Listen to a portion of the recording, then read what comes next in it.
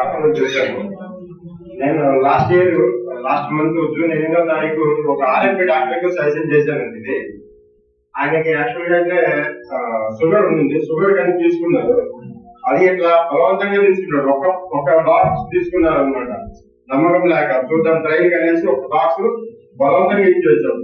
ఆ బాక్స్ అయిపోయిన వెంటనే నేను మళ్ళీ ఆయనే కాల్ చేశాడు, సార్ రేపటికి అయిపోతుంది మళ్ళీ బాక్స్ ఎట్లా ఉంది సార్ రేపు అంటే, ఆయనకి ఒక బాటిల్లోనే బాడీలో ఎలర్జీ వచ్చి ఆయన ఎప్పుడు గుండెలో ఉంటాడు, బ్యాక్ సైడ్ గుళ్ళలు వచ్చేటి అనమాట.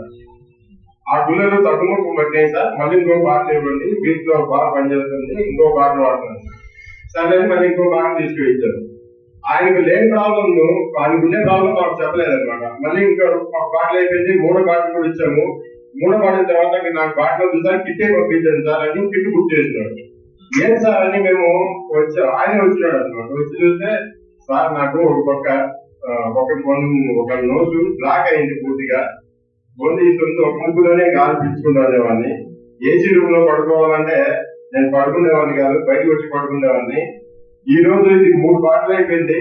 ఈ 3 బాటిల్కి నాకు బ్లాక్ అయింది, ఓపెన్ అయిపోయింది. ఇప్పుడు ఫ్రీగా నేను ఏసీ రూమ్ లో కూడా బాగా పడుకోగలుగుతున్నాను. అది వచ్చి ఆయన వచ్చి మా దగ్గరికి చిత్తూరు నుంచి రోజు మేము పోయే వాళ్ళము.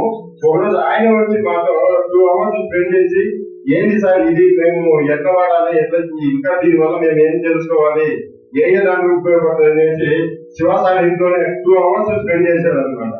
2 hours స్పెండ్ చేసి దీన్ని చేసుకోవడం వల్ల మాకేమైనా ఉపయోగం ఉంటుందా దాని గురించి కూడా కనుక్కొని 2 గంటలు దాని గురించి మాట్లాడి చెప్పాడు అనమాట. ఆయనకు విపరీతమైన టెన్షన్ ఉండేది. కస్టమర్ అదే పేషెంట్లు వస్తే అతను చిరాకు పడేవాడు, పేషెంట్ ఇంజక్షన్ ఇచ్చి అట్లా చిరాకు పడి వెళ్ళిపోయాడు అంట.